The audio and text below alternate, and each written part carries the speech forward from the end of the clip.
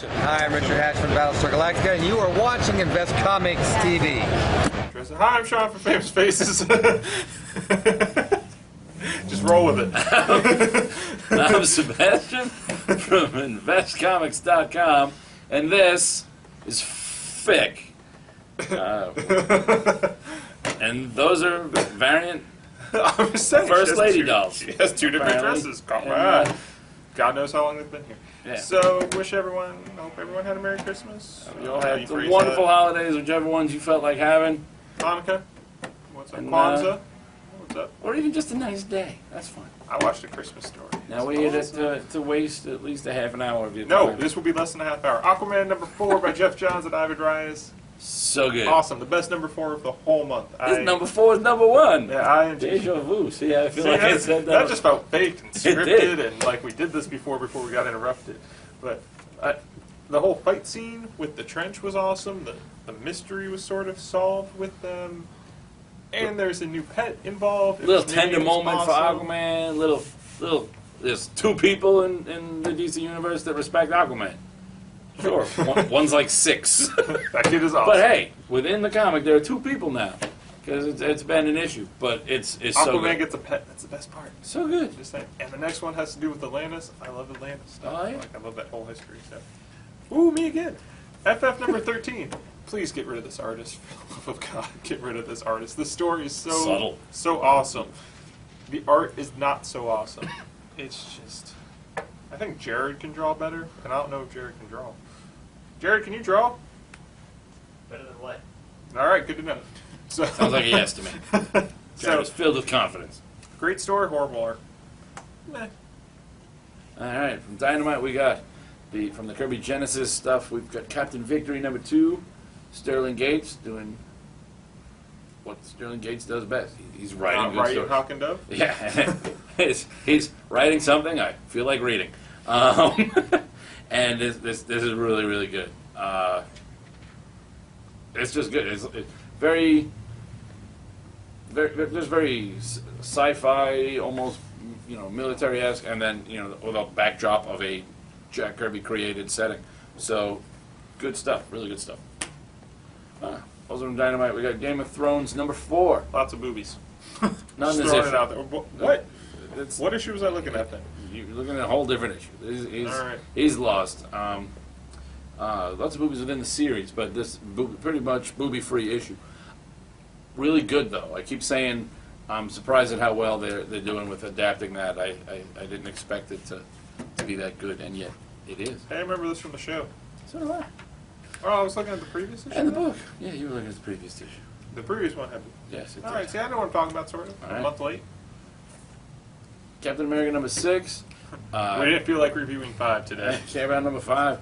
I picked up this because Alan Davis joins on the art, and if Alan Davis draws it, I will read it. He drew it, I read it. I told you. Did you doubt me, Internet? I'll call you a pussy. Watch out. I'm a child. But this is the first part of Powerless. She got legs. Uh-oh. She Jason know how Topic. to. Zemo holding a glass. That was awesome. I don't know how I'm going to drink this. You got Batroc Ziliper yelling "Savoir faire is everywhere." Reference for people that are my age. And then, yeah, it's really good story.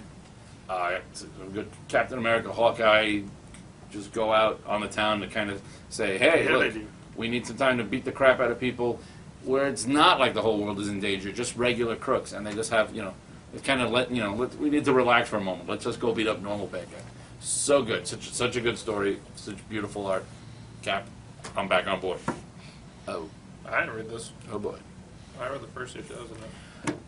Dun, dun, dun. So, I guess I'll give you an issue. Superman #4. Yeah, when when we occasionally talk about how the Spider-Man, and they redid Spider-Man, brand new day, we can tell stories we could never tell before. And I'm like, I don't care about seeing, Peter Parker set up on a blind date. We're past that crap. All right. Well, now we got Lois trying to figure out. I wonder if I replace this. Is Superman Clark said he was in Metropolis, but his phone said he was really in Smallville, and we caught Superman leaving the cemetery in Smallville. Let's just go back to those 1960s covers of, Superman's girlfriend, Lois Lane, which she tries to figure out, whatever. It's done. And the rest of the story was just meh. Firestorm number 4. This issue was okay. I'm still not. It says Bop on it. It does. But this story was actually kind of okay, and the art has always been nice on this book, but the story, I'm still not thrilled with what they've done. What have they done to my Firestorm? To either of my Firestorms, they're both not quite right. But this issue, for in and of itself, was good. I just still can't get past my own. Didn't know Gimli was in Dungeons and Dragons. That's awesome. Old dwarfs look like Gimli. It's just a law. Then they're all named Gimli from now Dungeons on. and Dragons, by John Rogers, right? Yeah, John Rogers and Andrea DeVito. This book continues to be so good. I can't tell you enough how every But you time. didn't like the miniseries, right? It's the Drist ones Okay. that I'm not liking. It's hard keeping up with them. Yeah, but this regular Dungeons and Dragons book is so, and it surprises me every time, because every time I think it's reached that point where, all right, this must be as I'm not going to be surprised anymore. This is as good as it's get, and then each one I actually just enjoy it a little more. It's just a lot of fun. Go Gimli. Extinction Seed from GG Studios. You even shuffle it. Hey, look. I was reading these. They always have a big section in previews. Their art always looks good, and their art is really, really good. The story, really, a lot of the dialogue just seems like Forced? not even. It doesn't flow. I can't tell if anyone is addressing anyone or if it's just like a lot of people standing around waiting to make little comments. It doesn't seem to. They don't seem to be It looks like reacting a to hell of a anything else logo. that's going on. Yeah. That's good marketing. Yeah, as marketing goes, yeah. But not so great. Frenemy of the State. Who puts this out? Oni Press. Yeah, this is Rashida Jones of formerly of The Office and now of She Parks and writes Rec. it? Yeah, or at least she came up with the Crazy. concept. Yeah, written by Rashida Jones, Christina Weir, and Nunzio De Filippis. I just like saying Nunzio. I like her and I love you. I have a cousin, Nunzio. This book has been really good. It's been a while to get to this issue, so I kind of had to She's been a little busy. pick up to see what was going on. But this book has been really good. When they put this in trade, buy it. It's just a good book. Teenage Mutant Ninja Turtles Micro Series number 2. I thought it was going to be number 1. I'll stop. The Michelangelo one-shot. Unlike the Raphael one, it doesn't directly tie in with the main story. It's Michelangelo going out. It takes place on New Year's Eve. They did really good timing with that, go figure. And it's him, and it's all sorts of crazy mishap because Michelangelo, and it's awesome and enjoyable. And the art, I don't know who this guy was, but he should not draw this book ever again. I said something negative about Teenage Mutant Ninja Turtles. I'm going to go cry now. My God, we're in an alternate reality. I just saying the art, not the best stuff I've seen. We're in an elsewhere. Just go with that vampire. I Vampire is good. It's always good. It's always a bit dark artwork-wise. Yeah, it's a little confusing sometimes. It just with the gets, art. it's a little too much on the It makes sense for on the it, blacks. But yeah, I mean it works. But it's just a little too heavy. Sometimes it's just hard to tell, especially when they turn into the vampires turn into this half man, half wolf form. Yeah. It becomes very difficult to tell who's who. But the story is really good. It continues to. This time we get Constantine and our buddy Joshua Hale Fialkov, who's written a whole lot of things that we keep liking. He does a better job than a lot of the other people lately Constantine's at making writing his rounds Constantine. this month. Oh yeah, All sorts but of books. he wrote a better Constantine than Constantine sometimes shows up, and if they have to tell you this is Constantine, otherwise you don't feel that Hellraiser like they feel, did every day, that Brightest Hellblazer Day feel. Swamp Thing. Yeah, that whole book. But this that was my Hellblazer right there. Avengers Solo. I keep liking this book. The Hawkeye stuff is really, really good. And of course we know that Avengers Academy is the #1 best Marvel book. That's like number It's 4. So this story, while it's not this is Jim McCann and Clayton Henry doing this one. So it's not the regular team, it's not Christos Gage and all that, but it's still good, and this book is worth looking at. I'm important again. Flash number 4. Art is amazing. Story, I could care less about the clone / duplicate / whatever you Mob want to phrase rule. it. Yeah, like I like the panel layout that they're doing with the trees and like all the other sorts of things that they're doing. Like they did this with the name and the hands, and just I don't know where this story's going. I'll continue to buy it because I own a lot of Flash stuff and I can't just stop buying it. But this art is great. Story, I don't know. Yeah, I'm in the same boat. So, I don't know. I like love the looking art. at it, and I read it and realize I'm not getting out of it what I thought I would. Green Lantern New Guardians number This 4. was so good. I love you, Tony Bedard, when you write Green Lanterns. This Marfleas is so is good. awesome. The thing that kills me, I was like 100% sure he was going to say something awesome about Kyle, and then cut him off like, no, Kyle's important, damn it. I thought they were going to make it relevant that Kyle's like the coolest Green Lantern ever. Arkillo, that was a cool scene. Oh, yeah? I don't want to ruin it. Yeah. That's really cool. But yeah, the end, I can't wait for the next issue. That whole And they're starting thing that they're laying to out. have some cohesion. Yep. I mean, all right, Bleeze is still a little blitch, but see what I did there. Unfortunately. But they're starting to have some cohesion, and we find they're not just the new guys. They're Here's the thing they're that'll make you- Marfleas' new Guardians. Here's the thing that'll make you buy it. Barfleas. Oh yeah, And Glominus. oh yeah. There's something else in there. Yeah. You can hear Rick talking behind And as I us. said, if you hear the disembodied voice of Rick, it's because he has no indoor voice. Indoor one. Go, I'm going to continue looking All at right, this you all. continue looking at it. Oh, yeah, Tyler Kirkman, awesome. I would love to have any page that you ever sell. Incorruptible. This goes. 20 This makes the crossover so that if you put the two covers together, you can have. You can have max damage and Plutonian looking like they're ready to punch each other in the face. This is good. We get a hint back. This is the first part of the origin of max damage, and we also see that apparently he had an early encounter with Plutonian back as kids. In fact, Plutonian may very well be responsible for max damage starting on the road to becoming max damage. So kick him off the monkey bars? Uh-huh. It's not kicking him off monkey bars at all. I mean, it might have fallen off monkey bar. I don't know if that's how that happens, but he did that to him. And it's put him totally in a not body kicking him off cast. monkey bars. The art,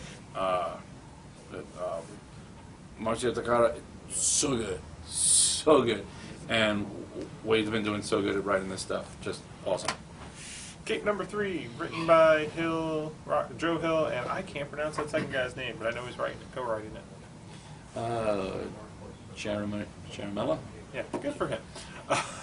This is like everything that can go wrong with anyone who ever gets superpowers or any type of ability, and With you great wanna think power most- comes great douchebag. yeah, you want to think most people would be good, but nope, this guy's just a complete dick. So, this book's awesome. And If you have it low flashes self-esteem and a borderline paranoid personality, don't get superpowers. This is my advice to you. back- Great. You listening, Jared?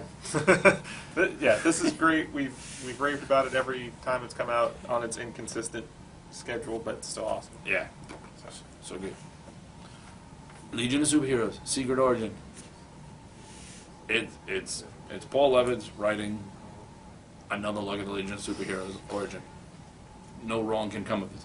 And I can't say enough. Chris Batista artwork, love it. Good book. If you're not reading it, pick up the trade, add it to your, if you're a Legion fan, this is good. If you're a superhero comic book fan, this is good. Either way, is good. Oh dear Lord. This is so good. I didn't This read is this. I beyond just overheard so good. the story of it. This is Roman Dirge's Lenore, number 4. Lenore, Volume 2, number 4. Beware the creeping. This issue, I was, forget lol, I was actually laughing out loud to the point of near wet pantedness, right? This was hysterical. Then I brought it in. No, my pants are already wet. It's too late. Oh, all right. Oh, I guess. I'm not wearing pants. I'm sorry. So I didn't want to wet him.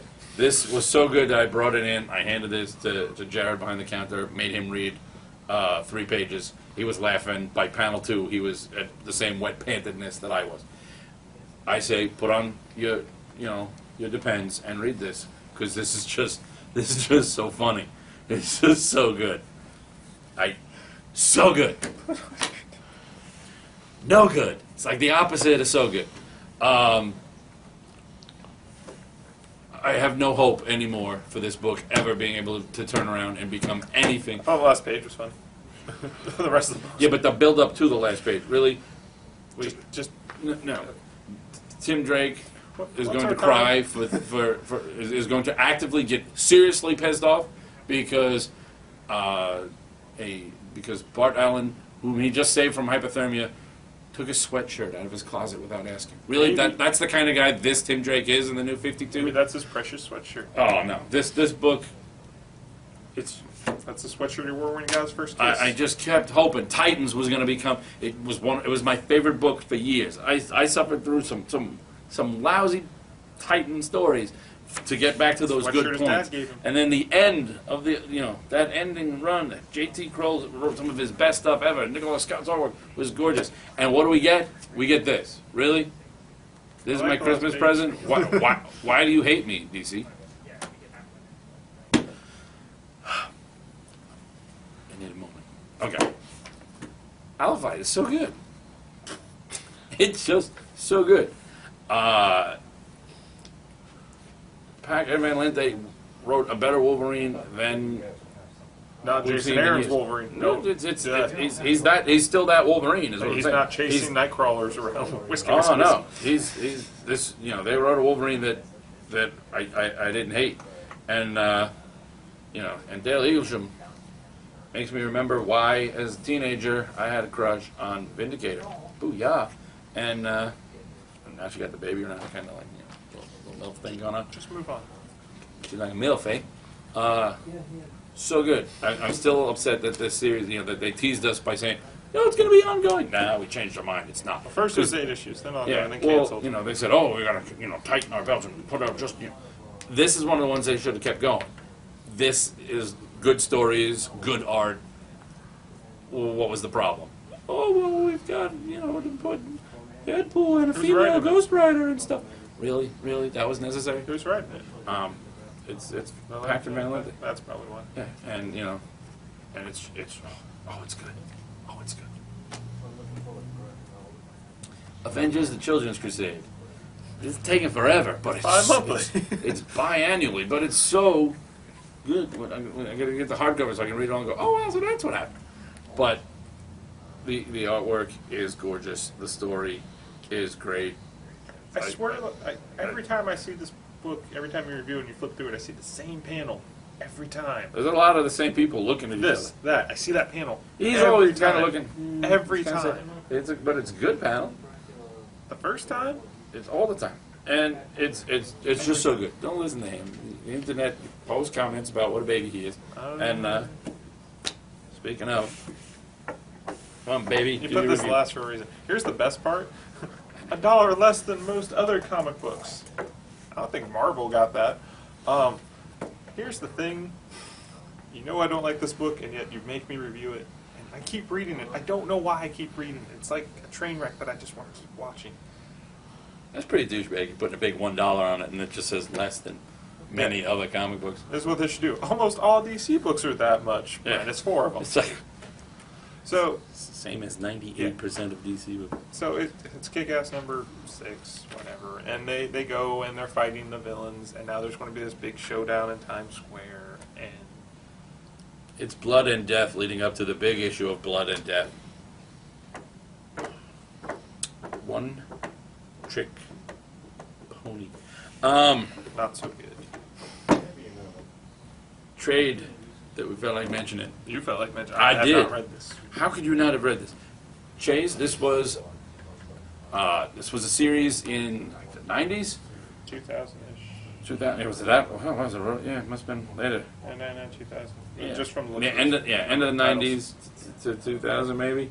It won't. Yeah. Continue. I don't remember, but this was so good, and for those of you currently reading in the new DC, Detective Agent Chase there is in Batwoman, but this is so good. This is the Cameron Chase. She's with the DEO, the Department for Extra